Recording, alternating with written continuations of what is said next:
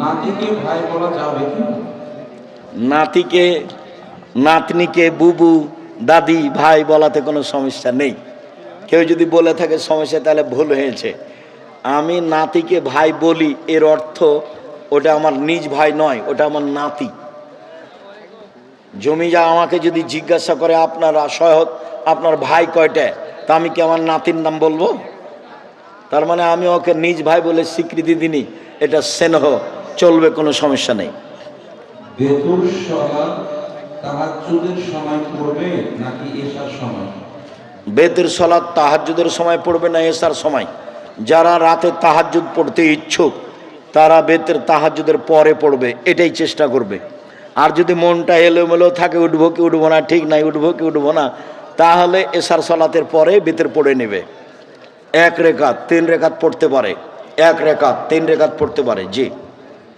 খেলাধুলা আয়োজন করার মাধ্যমে কি সমাজ উন্নত হতে পারে ও মাদক নির্মূল হতে পারে? কুল্লুল্লাহ বিনিয়াল হবে বাতিল ফওয়া বাতিল, প্রত্যেক খেলায় বাতিল। মাত্র 3টে শরীর চর্চার জন্য, যেখানে কোনো প্রতিবাদ প্রতিশোধ এবং জুয়া থাকবে না, টাকার হারজিত থাকবে না, সেই শরীর চর্চা জায়েজ। বাকি যত খেলা আছে সব বাতিল। দিবসকে লক্ষ্য করে যত খেলা হয় সব বাতিল, এগুলো জায়েজ নয়। দিবস মানা যেমন শিরক, এই সব খেলায় অংশগ্রহণ করা তেমন গুনার কাজ। জাযাকুমুল্লাহ খাইর। ক্রিকেট খেলায় আর্থিক সহযোগিতাকারী ও সাপোর্টকারীদের ব্যাপারে জানতে চাই। ক্রিকেট খেলাও জায়েজ নয়। শরীর চর্চার জন্য চাই যখন টাকার হারজিত নেই, আর যখন টাকার হারজিত আছে তখন এটা হারাম, তখন এটা জুয়া। 4 শ্রেণীর মানুষ জান্নাতে যাবে না। তার 1 শ্রেণীর মানুষ যারা জুয়াতে অংশগ্রহণ করে, যারা জুয়াতে সাহায্য করে, যার জান্নাতে যাবে না। টাকার হারজিতে যা খেলা হয়, যেটা খেলা হয় সেটাই জুয়া, সাবধান। ফুটবল ক্রিকেট আন্তর্জাতিক খেলা যখন হয় তখন সেটা একবারে কি ওটাকে বলেন, প্রজেক্টর লাগিয়ে দেখা তো বহুদূরের কথা, আর গল্প যেখানে চলে সেখানে বসে দেখা হারাম। বহুদিন থেকে বলছি। 3 শ্রেণীর মানুষ পাপী, বড় পাপী। তার 1 শ্রেণীর মানুষ কেউ যদি কাউকে বলে, কেউ যদি কাউকে বলে আসো জুয়া খেলি, খেলেনি, খালি বলেছে আসো খেলি, তাহলে তাকে কাফারা দিতে হবে। 10 জন ফকিরকে 100 কেজি করে চাউল দিতে হবে। খেলেনি, খালি বলেছে আসো খেলি, খালি বলেছে, এই জন্য 10 জন ফকিরকে 100 কেজি করে চাউল দিতে হবে, তার নাম জুয়া। সাবধান, আমার জন্মভূমি এটা। তোমরা ছেলেরা খুব সতর্ক থাকো। খারাপটা খারাপই, মোবাইলের ভালোটা নিও না। মোবাইল বাদ দিয়ে ভালো করে পড়াশোনা করো, খুব শক্তভাবে পড়াশোনা করো। আমি তো রাত 2টায় ঘুমাবো, 9টার সময় বাবুর্চি দরজা বন্ধ করে শুয়ে গেল, তখন আমি ভাবছি ওরে সুবহান আল্লাহ, 9টায় ঘুমিয়ে যাওয়া যে কত সুবিধা, কত যে স্বাদ। এখনও রাত 2টায়, রাত 2টা না বাজলে আমি ঘুমাবো না, এটা খুব ত্যাগ ছিল ছাত্র জীবনে। রাত 2টা বাজবে তখন ঘুমাবো। চেষ্টা চালাতে কম করিনি, আমাদের মেধা দুর্বল তো, সেই জন্য ছেঁচড়া মেচড়া করে আছে। চলো। আমি একজন স্কুল পড়ুয়া শিক্ষার্থী, আমার জাতীয় সঙ্গীত না গাইলে আমাদের বাধ্যতা করে। আমি জানি জাতীয় সঙ্গীত গাওয়া শিরক, এখন আমার করণীয় কি? জাতীয় সঙ্গীত শিরক। ঠাকুর বাঙালিদের শত্রু, ঠাকুর মুসলমানের শত্রু, ঠাকুর জাতির শত্রু, ঠাকুর ঢাকা বিশ্ববিদ্যালয়ের শত্রু। ঠাকুর ভারত বাংলাদেশ পাকিস্তানের মুসলমান যখন ইংরেজদের হাতে নির্যাতিত, তখন ঠাকুর লন্ডনে মুছ পাকায়। সেই ঠাকুরের গান শিরকি গান আমার ছেলে মেয়ে বলবে, এটা অসম্ভব হতে পারে না। আমার দেহের সংস্থাকালীন আমি ঠাকুরের গান মানব না, মানিনি, ছেলে মেয়েকে বলতে দিনি, দিব না, দেখি কতদিন ঠিক থাকতে পারি। এটা হতে পারে না। ঠাকুর বলে ও কালিমা তোমার আকাশ, ও কালিমা তোমার বাতাস। আমি বলেছি ঠাকুরের বাবার আকাশ, আজ থেকে 30 বছর আগে বলেছি। তাই সিলেট কোর্টে আমার নামে, আমার বিরুদ্ধে মামলা হলো মানহানির, 5,000 কোটি টাকা মানহানির মামলা, 5,000 কোটি টাকা। আব্দুর রাজ্জাক বিন ইউসুফ ঠাকুরের নিন্দা করেছে। আমি কাঠগড়ায় দাঁড়ালাম, জজ আমাকে বলল, আব্দুর রাজ্জাক সাহেব আপনি কি পিস টিভির আলোচক? আমি বললাম জি। জজ আমাকে বললেন আপনার মামলা খারিজ করে দিলাম। আমি সিলেট সুনামগঞ্জ কোর্টে দাঁড়ালাম। জজ আমাকে দেখে বলছে, আব্দুর রাজ্জাক সাহেব, আপনি এই মামলার জন্য এসেছেন তা আমার মনে হয় না। আপনি ঠাকুরের বিরুদ্ধে কথা বলেছেন, সেই জন্য সিলেট সুনামগঞ্জ কোর্টে আপনার 1000 কোটি টাকা মানহানির মামলা দিয়েছে। আপনার সাথে মামলা নিয়ে কোনো কথা নেই। মামলার নথিটা, এই নথিটা এভাবে উল্টে দিলেন, দিয়ে ওকে বক্তব্য যেগুলো ভালো লাগেনি সেগুলো শোনাতে লাগলেন। 14 মিনিট যাবত ও সব বক্তব্য মুখস্থ করেছে। যেগুলো তাকে ভালো লাগেনি সেগুলো আমাকে একটা একটা করে শোনাচ্ছে। শোনানো যখন শেষ হলো তো আমি খালি হাসছি। আমাকে উকিল বলেছে, আব্দুর রাজ্জাক সাহেব, চিরদিন আপনার কথা শুনেছি, আজকে আমার কথা শুনবেন। জজ খুব পাওয়ারফুল জিনিস। আপনি কোনটা বলতে যাবেন মন খারাপ হয়ে যাবে, তখন যেটা বলবে সেটাই হবে। আমার একটা কথা মানবেন, আজকে মুখ খুলবেন না। তাহলে ঠিক আছে, তাই হলো। আজকে মুখ খোলা হবে না।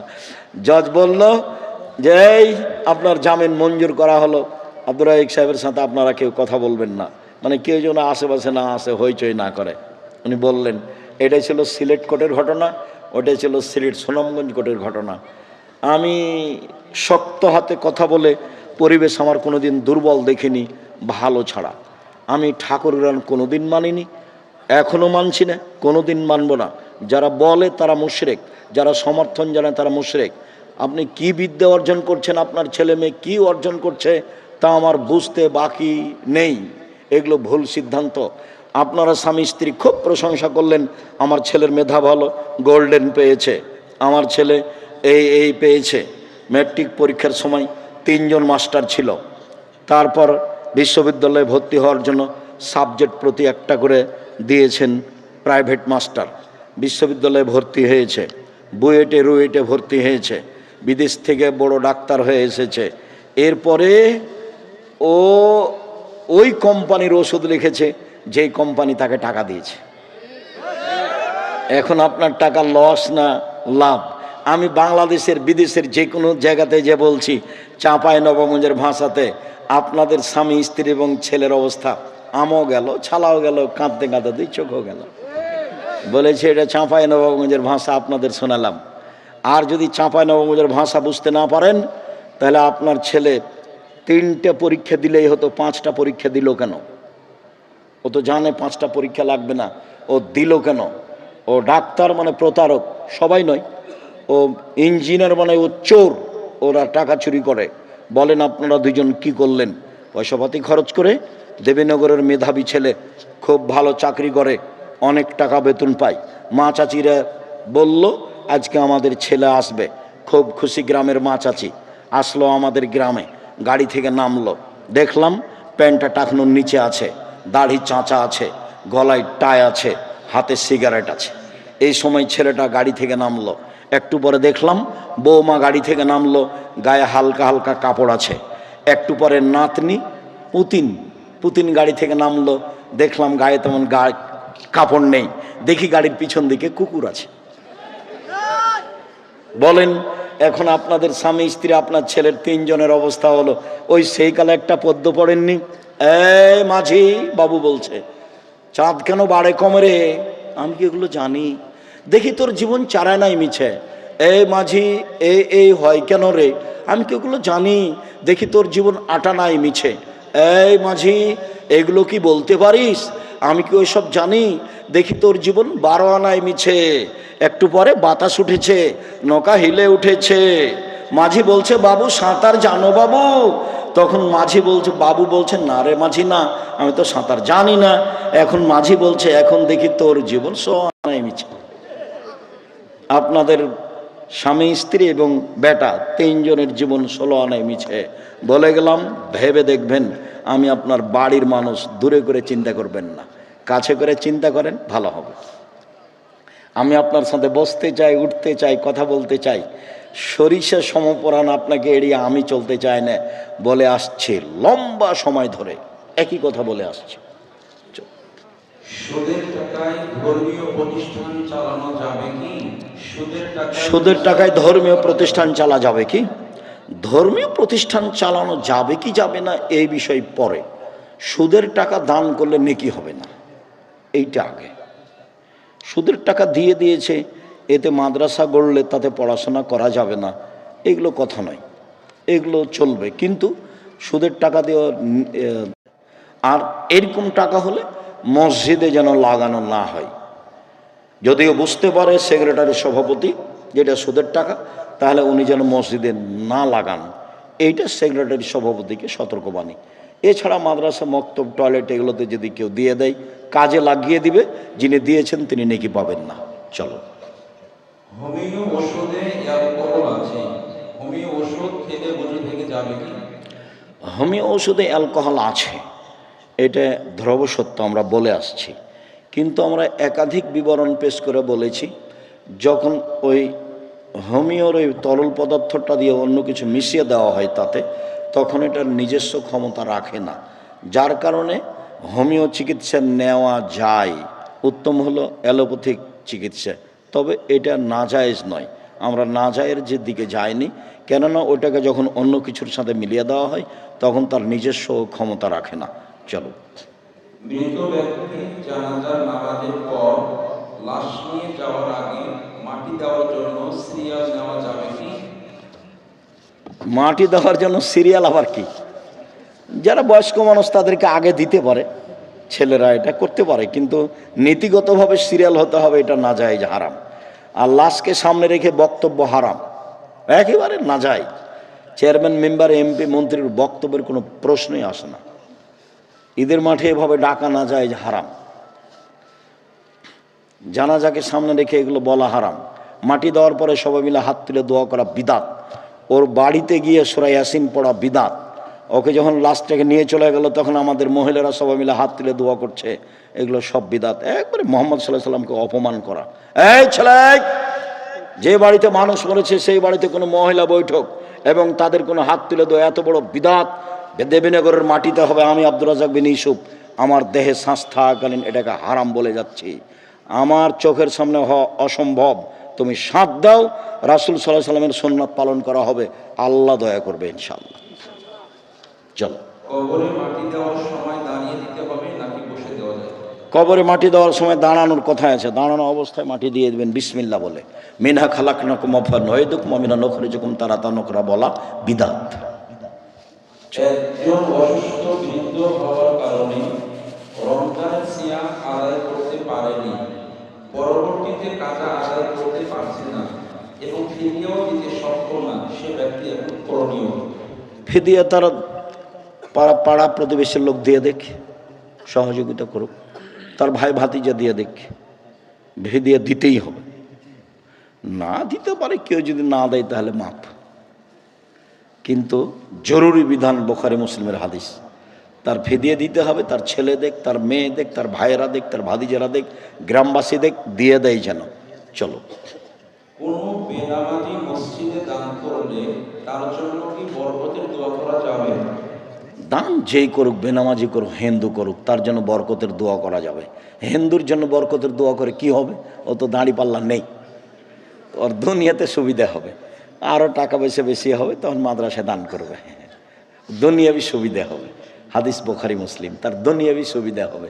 পরকাল সুবিধার জন্য বলতে হবে, আমি সাক্ষ্য দিচ্ছি আল্লাহ ছাড়া কোনো মাবুদ নেই, আমি সাক্ষ্য দিচ্ছি মুহাম্মদ আল্লাহর রাসূল, আশহাদু আল্লা ইলাহা ইল্লাল্লাহ ওয়া আশহাদু আন্না মুহাম্মদ রাসূলুল্লাহ।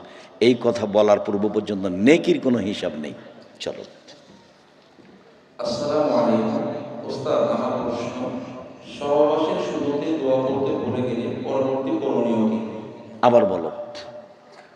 সহবাসের শুরুতে দোয়া করতে সহবাসের শুরুতে স্ত্রী মিলনের সুন্নাত দোয়া পড়তে ভুলে গেছে, তো ভুলে গেছে, ভুলের কোনো সংশোধন নাই, বিসমিল্লাহ আল্লাহ বলা লাগবে না, মনে হবে যখন তখন পড়ে নিতে পারবে, সমস্যা নেই। আর যদি ভুলে গেছে গেছে তো গেছেই, আর কোনো কথা নেই, মনে রাখার চেষ্টা করবে, মধ্যে মনে পড়লে বলে নিতে পারে, বিসমিল্লাহ আল্লাহুম্মা জান্নিবনা শায়তান ও জান্নিবি শায়তান মা রাযাকতানা। আল্লাহ, তোমার কাছে আমরা স্বামী স্ত্রী অপবিত্র জিন্নি থেকে বাঁচতে চাচ্ছি, ও যেন আমাদের কোনো ক্ষতি করতে না পারে, আর আমাদের মিলনে কোনো সন্তান হলে শয়তান যেন তার কোনো ক্ষতি করতে না পারে, এটা তোমার কাছে চাচ্ছি।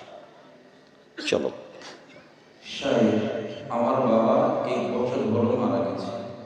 তো আমি তার ছেলে হিসাবে আমি বা আমার পরিবার যদি কোনো খারাপ কাজ করি বা গুনাহের কাজ করি, তাহলে কি তার কবরে আযাব হবে?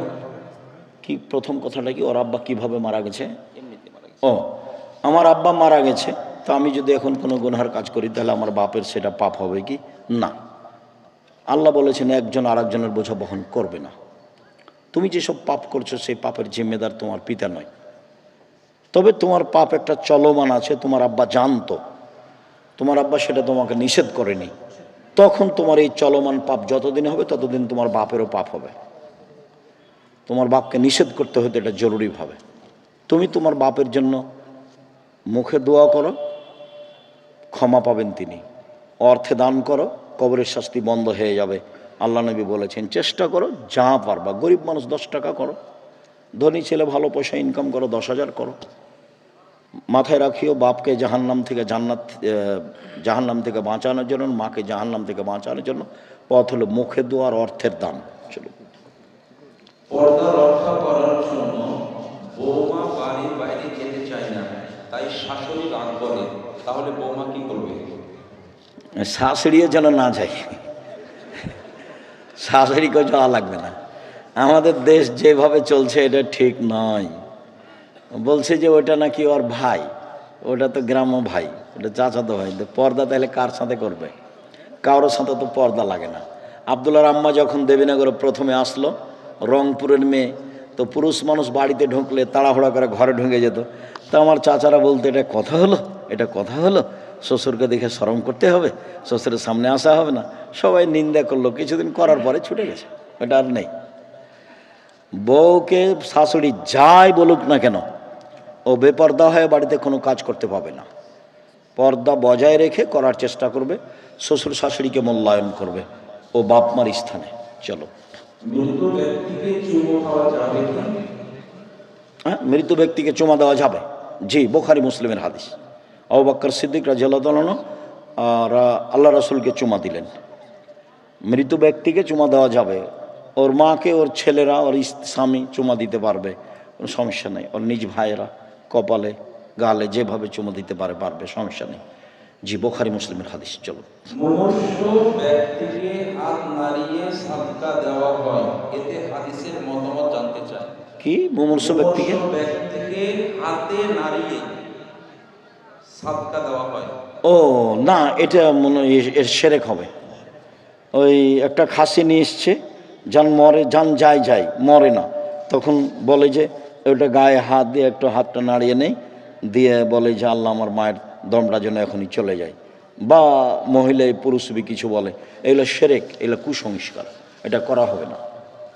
চলো। বাড়ির সামনে মসজিদ, আমরা কি বাড়িতে মসজিদের জামাতের সাথে নামাজ পড়তে পারবো? বাড়ির সামনে মসজিদ, মসজিদেই যেতে হবে, জামাতেই যেতে হবে জরুরি। তবে যদি জামাত সন্ধ্যে সূর্য ডুবার সময় হয় তাহলে বাড়িতে করে নিও। যদি জামাতটা একবারে সূর্য উঠবে, ফজরের জামাত, আমার মাঝাবে ভাইরা যেমন করছে, এরকম যদি হয় তাহলে বাড়িতে পড়ে নিন। তাছাড়া জামাতেই যেতে হবে, যেতেই হবে। বাড়ির মধ্যে সর্বক্ষণ বিড়াল থাকে এবং রাতে বিছানার লেপের ভিতর শুয়ে থাকে, ওই বাড়িতে নামাজ হবে? তো বাড়িতে নামাজ হবে, বিড়ালের কারণে নামাজ হবে না এরকম কোনো হাদিস নাই। বিড়াল মানুষের পাশেই থাকে, রুচি হলে থাক, রুচি না হলে বাইরে বের করে দেন। আটকে রেখে, বেঁধে রেখে মারিয়েন না, অন্য জায়গাতে রেখে চলে আসিয়েন। বিড়াল মারা নিষেধ, বিড়াল অন্য জায়গাতে রেখে চলে আসবে। ওকে বিছানে নিয়ে থাকা, এখানে সেখানে পা দেয়, এটা সেটা মুখ দেয়, ছোট সাপ মেরে খায়, এগুলো থেকে বিরত থাকাই ভালো। আমাদের বিড়াল ওই বিড়াল মনে হয় এক নয় নাকি, আমরা তো দেখি বিড়াল এই যে সাপ করছে, ধরে সাপকে মারছে, তো ওর মুখে জীবাণু থাকতে পারে। শেষ করো। হ্যাঁ, আমি ইসলামিক সকল হুকুম আহকাম মেনে চলি, কিন্তু দাড়ি বড় করতে পারছি না, এজন্য কি জাহান্নামে যেতে হবে? জাহান্নামে যেতে হবে এই সিদ্ধান্ত এত তাড়াতাড়ি কেন? তুমি পারছো না কেন? এইটা তোমার মনটা চাচ্ছে, বিবাহ করনি নাকি? বউ ভালোবাসবে না? দাড়ি বড় করো, আল্লাহ খুশি হবে, পথ সহজ হয়ে যাবে। দাড়ি বড় করো, আল্লাহ খুশি হবেন, পথ সহজ হবে। তুমি যে মেয়েটা ভাবছো এর চেয়ে ভালো মেয়ে আল্লাহ ব্যবস্থা করে রেখেছেন, তুমি হয়তো বা বুঝছো না। তোমার জন্য যেটা আছে সেটা এটার চেয়ে অনেক ভালো। দাড়ি চেঁচে ফেলাও হারাম, দাড়ি ছোট করাও হারাম। দাড়ি ছোট করা কাবিরা গুনাহ, দাড়ি চেঁচে ফেলাও কাবিরা গুনাহ। মুষ্টির বাইরে দাড়ি কাটা যাবে, এটা আব্দুল্লাহ ইবনে উমারের হিসাব। এই ফতোয়া বিদ্বানগণ মানেননি, সাহাবিগণ মানেননি, কোনো সাহাবী এটা করেননি, আল্লাহ রাসূল এটা করেননি। দাড়ি ছেড়ে দিতে হবে, ছোট করা হারাম, চেঁচে ফেলা হারাম। দাড়ি চেঁচে ফেললে মহিলার সাদৃশ্য হয়, দাড়ি চেঁচে ফেললে চোখের পাওয়ার কমে যাবে, দাড়ি চেঁচে ফেললে স্ত্রী মিলনের ক্ষমতা কমে যাবে, দাড়ি চেঁচে ফেললে আল্লাহর পক্ষ থেকে অভিশাপ হবে। চলো, তালাক দিয়েছে আবার স্ত্রী হিসাবে চায়, করণীয়? কি বললে? তালাক দিয়েছে আবার স্ত্রীও করতে চায়। ও, তালাক দিয়েছে, এক বৈঠকে 3 তালাক দিল, 1 তালাক। 1 তালাক দিয়ে যদি 90 দিন থেমে যায় আর তালাক না দেয়, তাহলে 90 দিন পরে বউ এমনি বাতিল হয়ে যাবে। তবে 1 তালাক দিয়ে 90 দিন পার হয়ে গেছে, এখন যদি নিয়ে আসতেই চায় তাহলে বিবাহ করে নিয়ে আসতে হবে। আর 90 দিনের ভিতরে নিয়ে আসলে বিবাহ পড়াতে হবে না। আর 3 মাসে নীতিগতভাবে 3 তালাক দিলে এই বউ নেওয়া যাবে না। 1 তালাক দিয়ে নেওয়া যাবে, কোনোদিন 6 মাস বছর পরে আর 1 তালাক দিয়েছে তবুও নেওয়া যাবে, কোনোদিন 6 মাস বছর পরে আবার 1 তালাক দিয়েছে, তখন শেষ। কোথাও বিবাহ হবে স্বইচ্ছায় ছেড়ে দিবে, তখন নিতে পারে। বলছিলাম যে 1 বৈঠকে 1000 তালাক দিল, 1 তালাক। 90 দিনের মধ্যে ফিরিয়ে নিতে চাইলে নিতে পারে, কোনো সমস্যা নেই। 90 দিন পার হয়ে গেলে বিবাহের মাধ্যমে নিয়ে আসতে হবে। চলো, আমার শাশুড়ি মারা গেছে, আমার শাশুড়ি তার বড় মেয়েকে জমির ভাগ দিবে, কিন্তু একসাথে ছোট মেয়েকে দিবে না, এটা কি ঠিক? তোর শাশুড়ি জাহান্নামে চলে গেছে, ঢোকেনি কেন? মরেনি এই জন্য। আর্থিক স্থায়ী সম্পদের সাথে কোনো আপোষ নেই। ছেলে মেয়ে বাপ মাকে গালি দিয়েছে, মেরেছে, বকেছে, যা করেছে করেছে, ত্যায্য পুত্র নেই। 1 মেয়ে খুব সেবা করেছে, 1 মেয়ে কিছুই করেনি। যে মেয়ে সেবা করেছে তাকে দিয়ে দিতে হবে, এটা হারাম, ওর সাথে কোনো আপোষ নাই। তোমার মা, তাই তুমি সেবা করেছ, তোমারও মা, তুমি করনি, তুমি খারাপ মহিলা, তুমি ভালো নও, বাস কথা শেষ। তোরা ওরা 2 ভাই, ও একজন বাপকে দেখে, ও দেখে না, এ ভালো ছেলে, ও ভালো ছেলে নেই, নয়, এ পর্যন্তই শেষ। জমি জায়গা সমান হারে, কম দেওয়ার কোনো সুযোগ নেই। আমার ছোট ছেলে আমাকে বেশি দিয়েছে, বেশি দেখেছে, অতএব আমার ছেলেকে আমি 1 বিঘা জমি দিয়ে দিলাম। খালি মরতে বাকি আছে, মরলেই জাহান্নাম। চলো, মায়ের কথা শোনা ফরজ, কিন্তু যদি মায়ের কথা শুনতে গিয়ে বউকে পর্দা সম্পূর্ণ করাতে না পারে, তাহলে কি করব?